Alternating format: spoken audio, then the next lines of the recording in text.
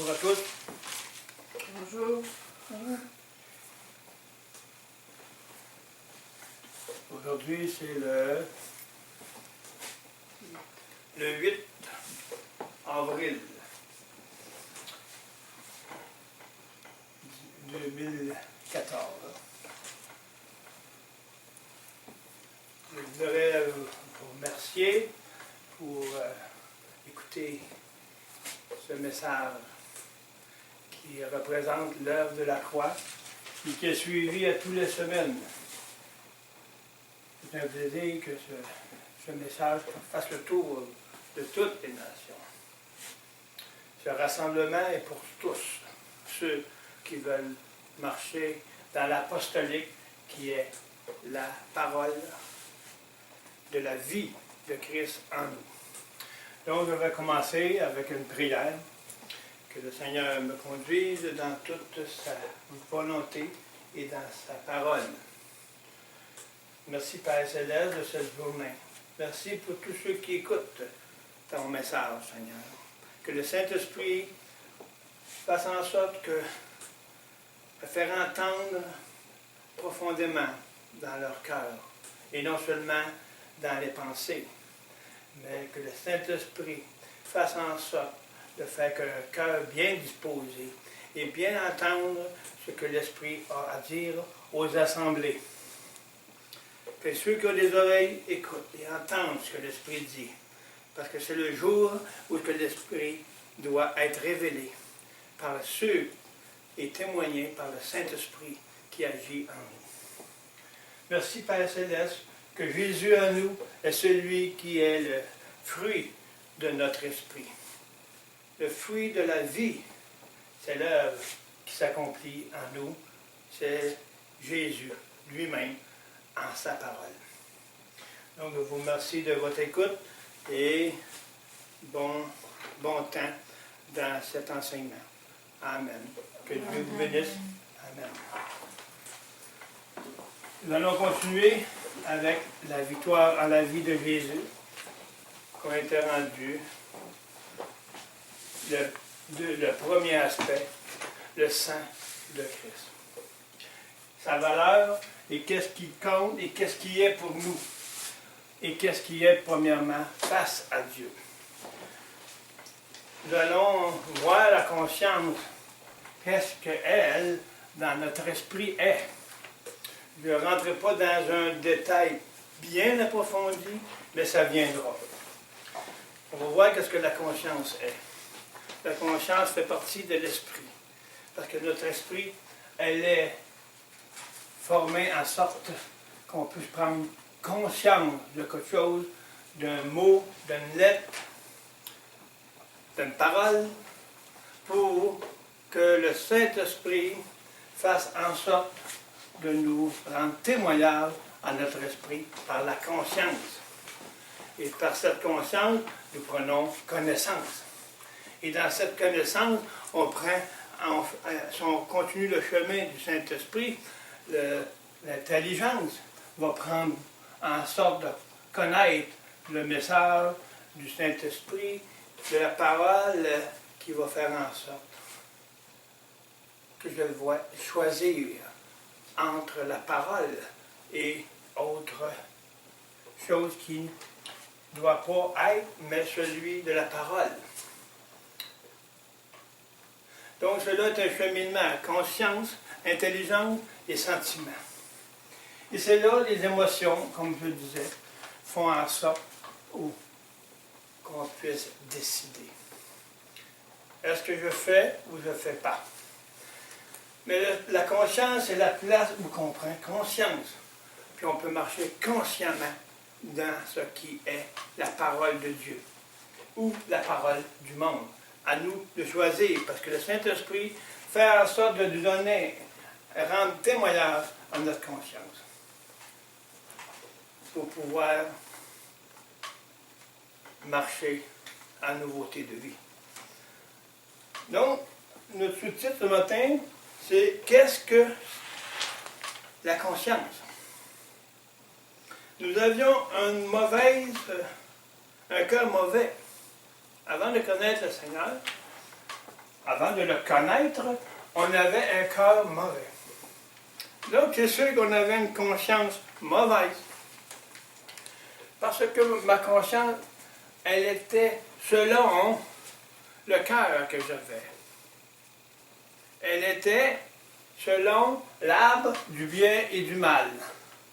Donc, cet arbre, on était né avec cet arbre-là, on était enraciné dans l'arbre du bien et du mal. Donc, on reflétait le témoignage du bien et du mal. On était conscient, je crois que non, mais on était conscient du bien et du mal. Mais on n'était pas conscient de la nouvelle vie. On n'était pas conscient de ce que Jésus, Christ, était venu sur la croix pour nous.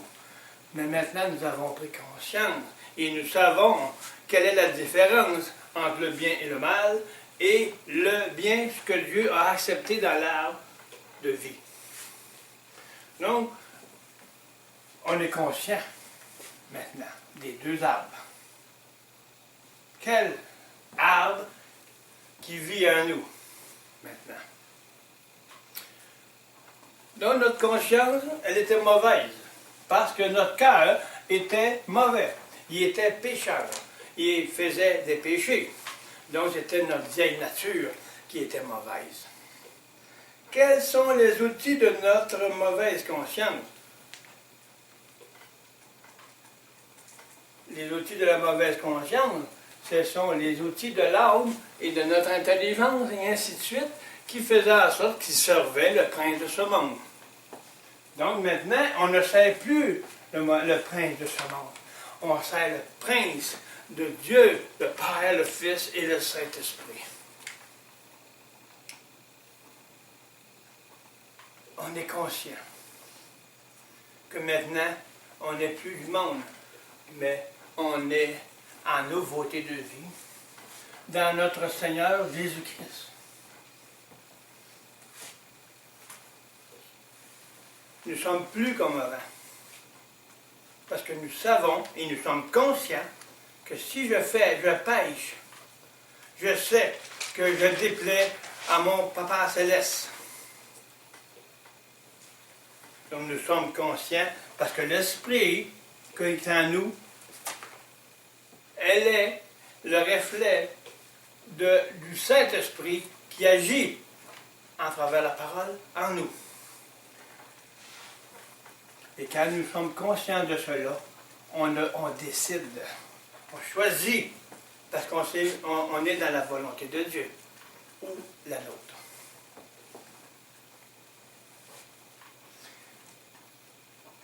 Qu'est-ce que le sang de Christ a aspergé?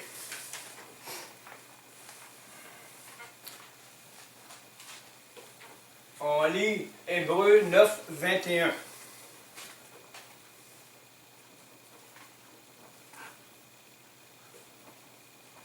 Et de la même manière, il fit aspersion du sang sur le tabernacle, aussi sur tous les ustensiles du service. Si on connaît dans l'Ancien Testament comment que les sacrificateurs faisaient pour faire le culte. Avant de se servir des outils qui étaient là, on ne rentre pas dans tout ça parce que c'est beaucoup grand. Mais les outils qu'il y avait pour pouvoir être servis, pour utiliser pour le culte, étaient aspergés du sang de Christ. Pourquoi? Parce qu'il les purifiait. Le sang de Christ purifiait. Même si c'était un agneau, c'était pour une vision que le Fils de Dieu, l'agneau de Dieu, viendrait et mourrait sur la croix pour que son sang soit celle de l'agneau parfait.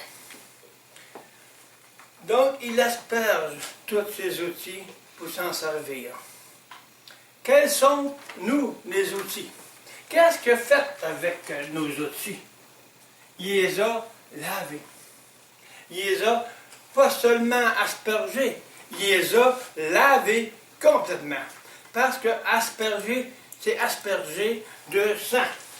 Donc, il y a des places que, quand tu asperges, tu n'as pas de sang. Mais plus fort est le sang de Christ maintenant, l'agneau parfait, que le sang a coulé sur la croix, a non seulement aspergé, mais a tout lavé. Mais il n'a même pas laissé une petite place où il n'a pas été lavé, qui n'a pas été avoir du sang dessus. Parce que asperger, c'est asperger. Ça frise un peu partout. Hein? Mais il n'en a pas partout. Tandis que le Seigneur, lui, son sang ne nous a pas seulement aspergé. Il nous a complètement lavé. C'est là la différence. Mais ces outils, ce sont des outils de l'âme. Ce sont nos facultés de l'âme, de notre intelligence et de notre être qui est maintenant au service de Dieu pour les œuvres que préparées en Jésus-Christ. Donc, pour que ce soit l'œuvre de Jésus-Christ qui est en nous, il faut que ça soit aspergé du sang avant qu'il soit utilisé. Il est lavé. Mais est-ce qu'on est conscient quand on parle de notre Seigneur et qu'on parle dans le Saint-Esprit, on parle de la parole de Dieu. On est tous des sacrificateurs. Donc nous devons être conscients qu'il y a, dans l'état où nous sommes, quand que nous partageons le pain de la parole de Dieu. À chaque fois qu'on rouvre la bouche, on devrait être conscient que c'est la parole de Dieu parce que j'ai été aspergé de son sang. Et non seulement, je marche avec l'aspersion, mais je marche avec le lavement complet. C'est notre foi qui fait en sorte que je suis lavé par son sang. Et si je suis conscient de cela, je peux et avoir le pouvoir et la puissance de parler de notre Seigneur et m'approcher du trône. Me voici, papa. Me voici, papa céleste. Votre Fils me fait la possibilité, par son sang, de m'approcher de vous et vous dire, papa céleste, Père. C'est le sang de Christ qui permet de connaître le Père. C'est bien plus qu'on peut penser avec notre petite tête.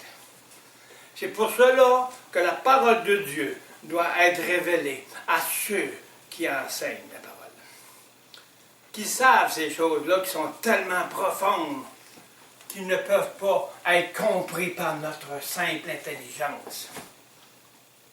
Mais Dieu nous donne des mesures, puis merci Seigneur, qu'on puisse entrer ensemble dans les profondeurs de la parole, des mystères cachés de Dieu. Si on peut s'approcher du trône avec le sang de Christ, nous pouvons aller dans les profondeurs de la parole, connaître la hauteur, la largeur, et aussi descendre dans les profondeurs pour être renouvelé, puis vivre ce qu'on connaît et prend conscience par le sang de Christ. Le Saint-Esprit agit par son sang.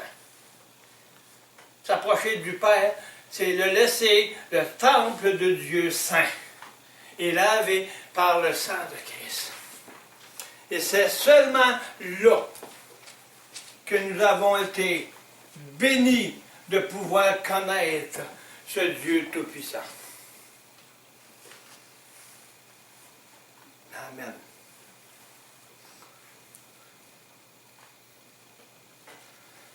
Notre conscience, c'est elle qui fait prendre connaissance des choses qui sont terrestres ou célestes.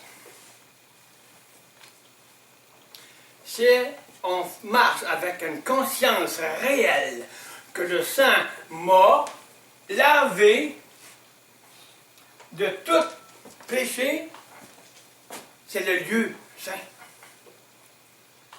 Et le lieu très saint, mon esprit, elle est en état consciente de dire qui est le bien, est-ce qu'il vient du monde terrestre ou qui vient du monde céleste. La pureté ne peut pas s'engendrer avec l'impureté.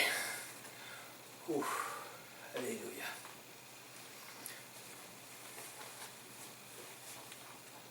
On a besoin de comprendre et saisir ces choses, ces puissances-là.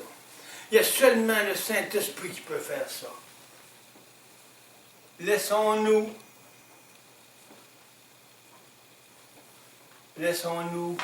envahir par le Saint-Esprit. Et la pluie de surabondance va surabonder sur ce qui est terrestre. La grâce surabonde sur le péché. Donc surabonder, ça veut dire la grâce va surabonder. La grâce, c'est la parole de Dieu. La grâce, c'est son sang. C'est l'œuvre de la croix. C'est la révélation. C'est la délivrance. Et c'est la marche dans la nouveauté de vie. Et nous sommes conscients. Plus nous allons être conscients de cette puissance, qu'elle est réelle en nous, plus nous allons approfondir, plus nous allons saisir, et plus que le Saint-Esprit va révéler, parce que je suis délivré dans la marche consciente. Oui, le Seigneur a tout accompli. Est-ce qu'on est accompli en lui? Nous. Oui, on est accompli, mais il veut voir ici-bas le témoignage de cet accomplissement de victoire en victoire pour que démontrer à tous que Jésus est le roi des rois en nous. Si je marche comme le monde, comment je vais démontrer que Jésus est vivant? Si j'agis comme le monde, comment que je vais montrer que Jésus est céleste? Il ne faut plus vivre comme avant. Il ne faut plus être des hypocrites. Il ne faut plus être des critiqueux. Il faut s'humilier. L'orgueil doit tomber. Elle a été crucifiée, l'orgueil. Donc, quand que le Saint-Esprit dit, écoutez ce que le Saint-Esprit dit. Si on défait un iota de ce que le Saint-Esprit nous demande de faire, que ce soit une mission ou autre, nous blasphémons le nom du Saint-Esprit parce qu'on désobéit à Dieu. On n'est pas dans son désir.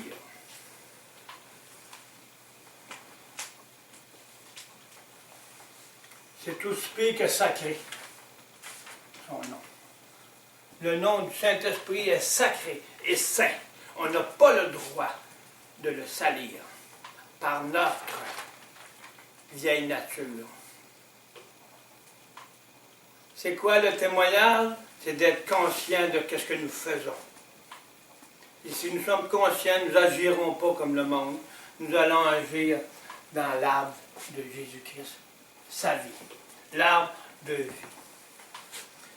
Pour être comme ça, il faut avoir la foi que le sang m'a purifié, il m'a donné toute la lavée, il m'a tout lavé, donc je n'ai plus d'impureté en moi vis-à-vis Dieu. Parce que le Seigneur en nous, c'est le reflet de ce qu'il a accompli en nous. Mais Dieu veut, le Père, sa volonté, que nous soyons des témoins vivants qu'il est venu sur cette terre. C'est en travers nous que les gens vont voir. En agissant dans l'arbre de la pureté et que la vie nouvelle en nous et que nous marchons dedans sera le témoignage. On sait qu'on a beaucoup de chemin à faire, mais au moins ayons la vision. Alléluia. Avec la vision et la foi, nous pouvons faire la mission de cette vision ensemble. C'est pas facile, mais on va avoir la puissance de Dieu pour le faire. Maintenant, on va laisser l'ennemi s'arranger, puis nous, on va s'arranger pour être aux genoux de Dieu. C'est plus comme avant. Les temps sont venus. Le Saint-Esprit agit. Et tout ce qui va faire obstacle à nous, le Saint-Esprit va les enlever. Parce que la puissance, elle va être consciente de notre Seigneur en nous. Parce que les armes vont être transformées. Notre intelligence va être transformée. Nos pensées, nos sentiments, nos émotions ne marcheront plus avec les choses du monde parce qu'on va être conscient que c'est la vérité qui est en nous. Qui peut enlever de la main de Dieu celui qui appartient à Dieu? La parole nous dit que personne ne peut le faire. Mais il l'a fait parce que nous n'avons pas été conscients de cette puissance de Dieu. Imaginez-vous, en sachant juste un petit peu, une petite graine de Saint-Levé qui s'est levée en nous parce qu'on a le laissé grandir. Ce n'est pas seulement un dépôt, mais c'est quelque chose qui grandit. Au moins une petite mesure de compréhension de cette puissance de Dieu. Nous ne chercherons pas avec toutes sortes de doctrines pour essayer de plaire à qui? Aux hommes. On attend toutes sortes d'affaires. Ça n'a même pas d'allure. On ne veut pas donner notre vie.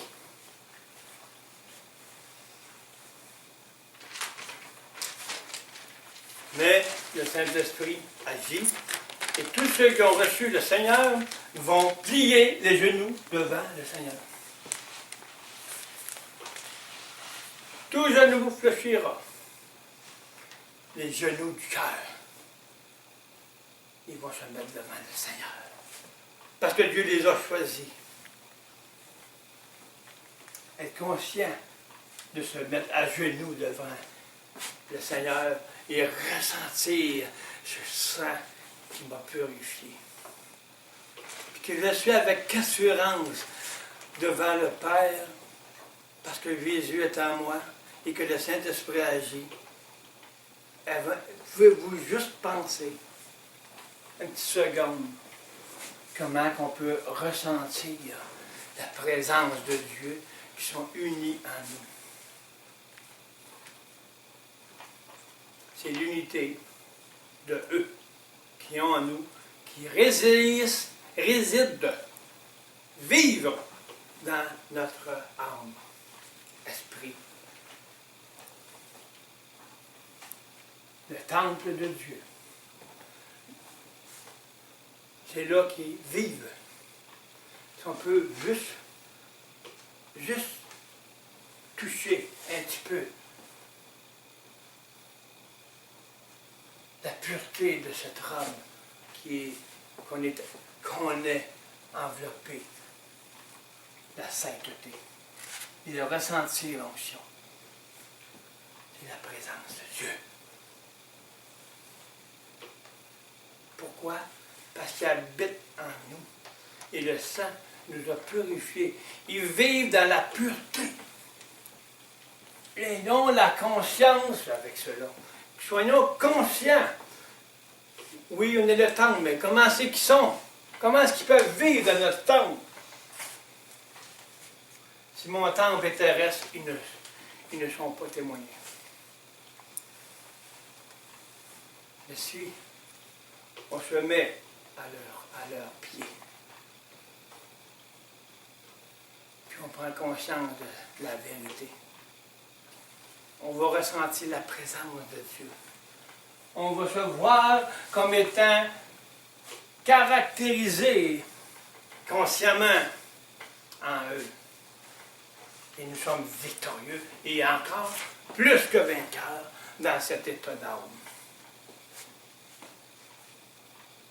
Plus que vainqueur ne veut pas dire être plus que vainqueur et tout va bien. Être plus que vainqueur, c'est être plus que vainqueur sur l'ennemi que je servais avant.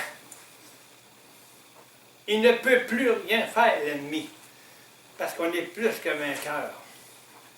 Est-ce que je suis conscient vraiment de ce que c'est? Et ça veut dire plus que vainqueur.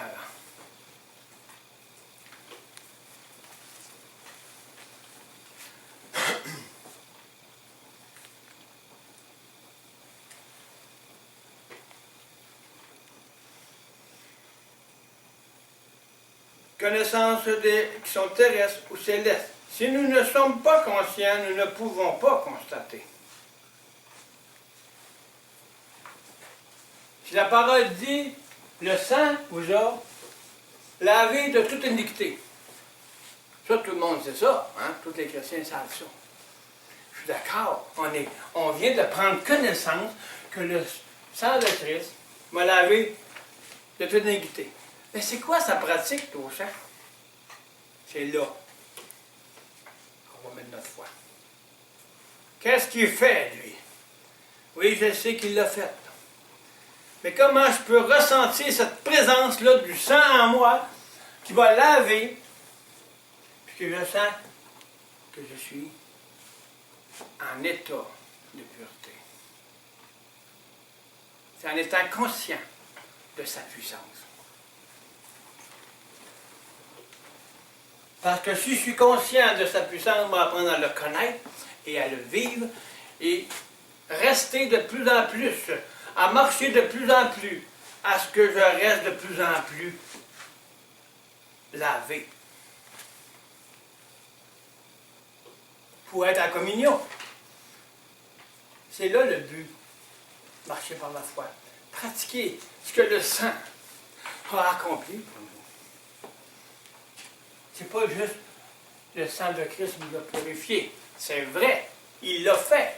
Mais nous, qu'est-ce que nous démontrons avec cette puissance du sang?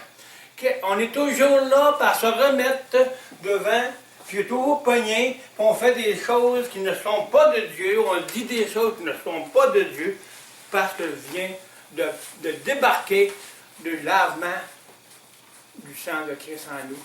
Je retombe dans les mauvaises habitudes. Au lieu d'écouter le Saint-Esprit, j'écoute l'Esprit du monde qui vient monter mon orgueil, puis là je débarque, puis je dis n'importe quoi.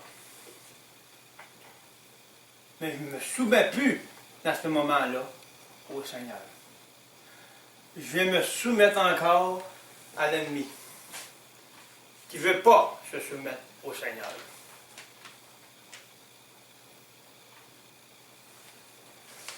Soyons conscients à chaque mot que nous disons, pour ne pas déplaire à notre Dieu.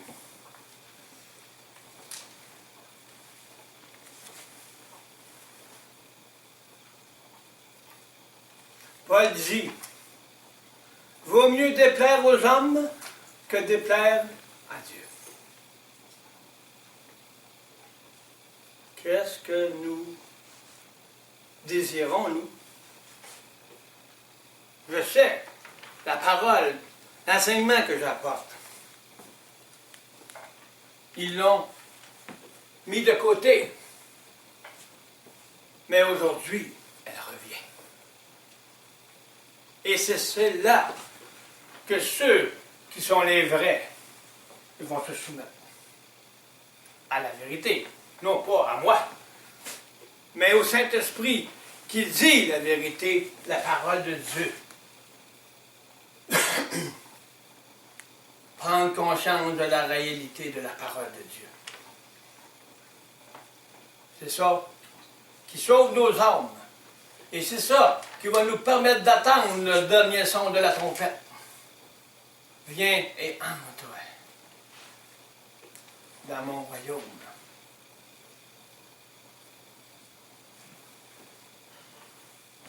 qu'est-ce qu'on va donner comme récompense?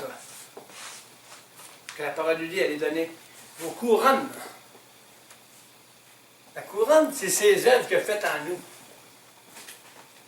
C'est les fruits de la parole qu'on a agi, qu'on a laissé le Christ faire son œuvre en nous pour que lui nous l'utilise pour faire des choses, être utilisé dans ce qu'il nous a demandé de faire, qu'il nous a préparé d'avance pour faire ses œuvres que le Père connaît. C'est ça, les couronnes qu'on va lui lancer aux pieds. Voici, ça t'appartient, Seigneur. C'est toi qui les as faites en moi. Mais si je ne les fais pas comme ça, je n'aurai rien à lui donner.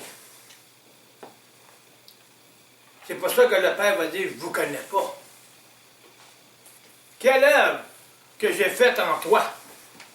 Quand le sang t'a purifié, est-ce que tu l'as vu? Est-ce que tu l'as entendu? Est-ce que tu t'es mis à réaliser que en marchant par le sang de Christ, que tu pouvais faire l'œuvre en toi?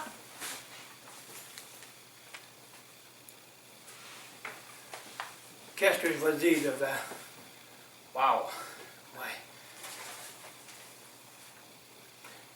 C'est pour ça qu'est-ce qu'il était? Il n'était plus. Mais il revient. La pure vérité. La connaissance révélée de ce qui est de la parole de Dieu. Comment voulons-nous paraître? Comment voulons-nous paraître? Comment voulons-nous paraître quand nous serons devant le tribunal? Tu ne connais pas?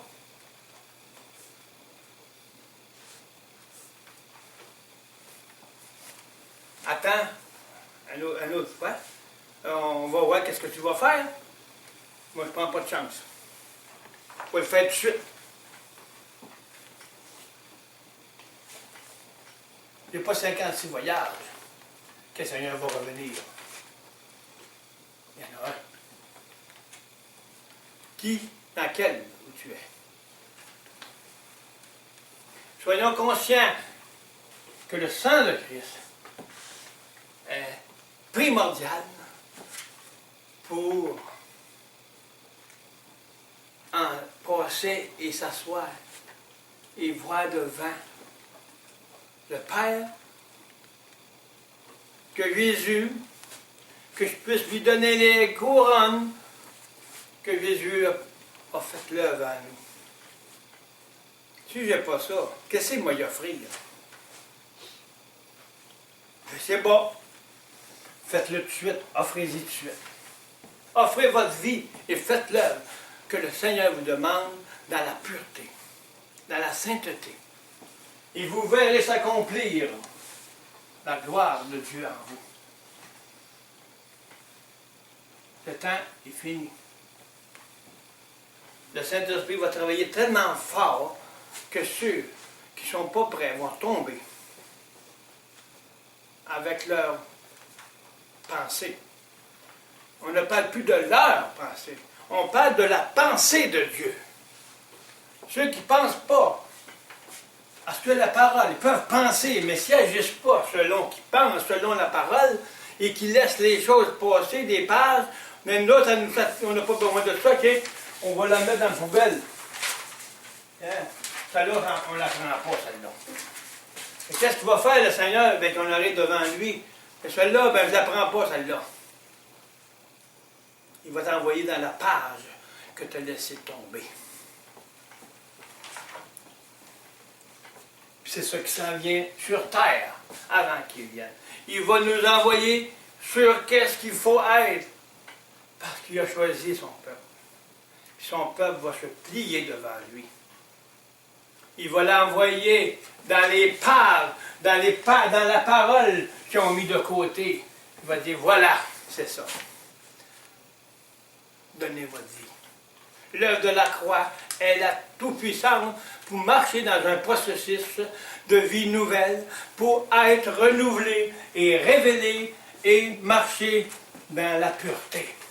Du moins, marchons dans cette puissance de la foi, que c'est le chemin de la gloire.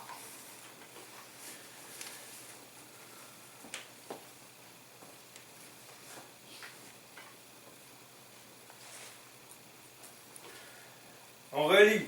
Si nous ne sommes pas conscients, nous ne pouvons pas constater, car c'est par la conscience que nous prenons connaissance. On ne peut pas prendre connaissance sans conscience. C'est comme ça se déroule dans notre être. Dieu nous a fait parfaitement. Il y a un cheminement, il y a un ordre à suivre. Si on ne connaît pas cet ordre, on marche dans le désordre. Donc, on sait quoi qui parle? Je prends connaissance, je prends conscience de qu'est-ce que moi je vois. Mais je ne vois pas comme Dieu.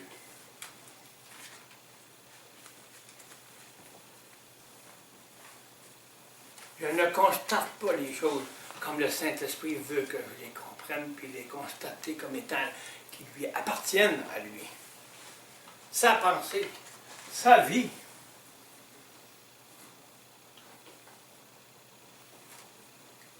Il faut constater selon le Saint-Esprit. La parole dit telle chose. Moi, je constate à ma façon intelligente que j'ai, c'est correct. Je prends connaissance et cela m'amène à voir, wow, c'est la parole de Dieu. Donc, Saint-Esprit, éclaire-moi.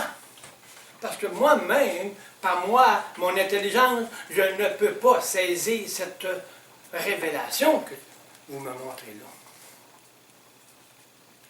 Je constate que je suis impuissant. Et le Saint-Esprit va se mettre à l'œuvre.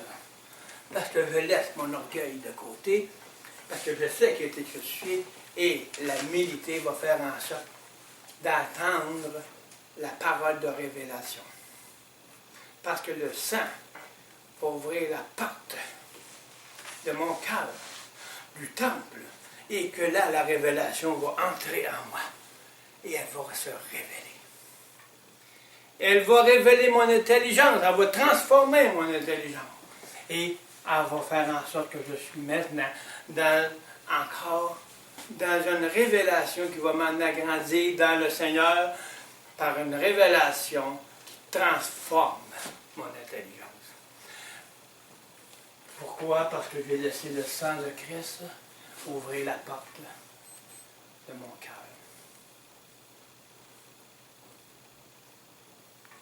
J'ai enlevé l'obstacle de l'impureté pour laisser la pureté agir en moi, le sang, pour qu'il me révèle cette puissance et que je puisse lui dire merci Seigneur. Merci Seigneur, lui donner la couronne de sa gloire.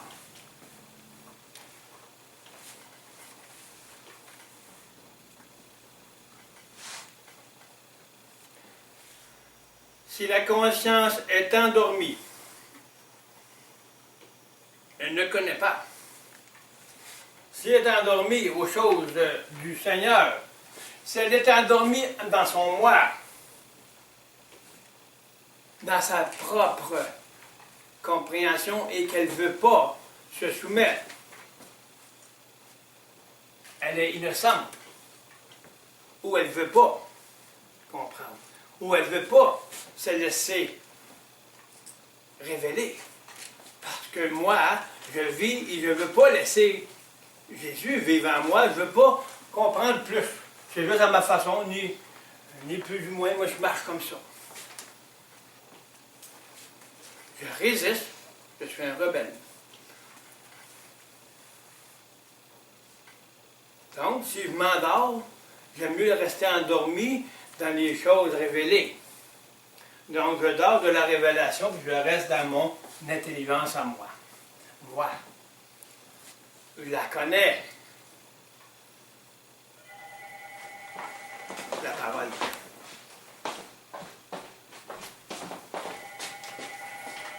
Donc, je ne reste pas endormi, je me réveille. Hein? Le réveil Christ en nous. Alléluia. C'est ça le réveil. Arrêtez de chercher le réveil. Partout il est en vous. Je suis plus un endormi. On ne sommes plus le droit. Nous n'avons plus le droit de dormir. Dans notre propre vie. Il faut prendre conscience que le sang de Christ rouvre le réveil en nous. Alléluia.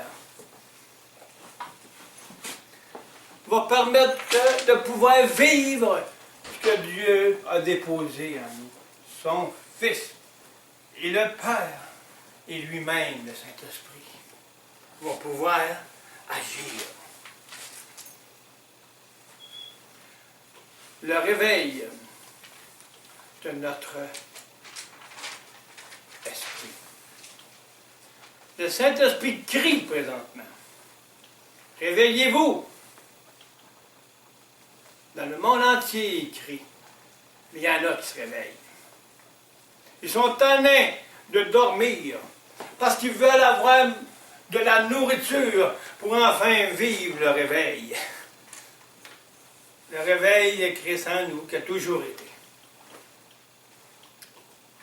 Le réveil réel, vivant. On a toutes sortes de réveils, je le répète. Et gloire à Dieu, il y a beaucoup de gens qui sont venus au Seigneur. Mais maintenant, beaucoup vont venir au réveil. Dieu a préparé le chemin du réveil. Maintenant, c'est le temps du réveil. Merci Seigneur. Le Saint-Esprit va agir. Il est temps. Il a commencé à agir. Il va renforcer encore parce que plus que les réveils vont se faire, plus la puissance de Dieu va être puissante sur la terre. Et ceux qui ont résisté vont plier les genoux. Parce que le Saint-Esprit agit avec conscience en nous. On est conscient qu'il agit. Puis plus on va marcher dans la conscience du réveil, plus on s'approche de la venue du Seigneur. Et quand tous seront rentrés dans le pays, le Seigneur, il va venir chercher. C'est nous qui retardons la venue. Parce qu'on reste endormi. Dieu veut nous réveiller. Êtes-vous tanné de périr de la vie du Christ en vous? Vous l'avez, mais on ne le vit pas. Nos âmes se déchirent entre elles les autres, entre âmes. On est comme le monde. On se déchire l'un l'autre. Le Saint-Esprit veut parler, on critique le Saint-Esprit. Mais maintenant, c'est fini. Allez voir, le Saint-Esprit va faire plier les genoux. Dans le monde entier. Et ceux qui ne plieront pas les genoux, c'est lui qui s'arrangera avec.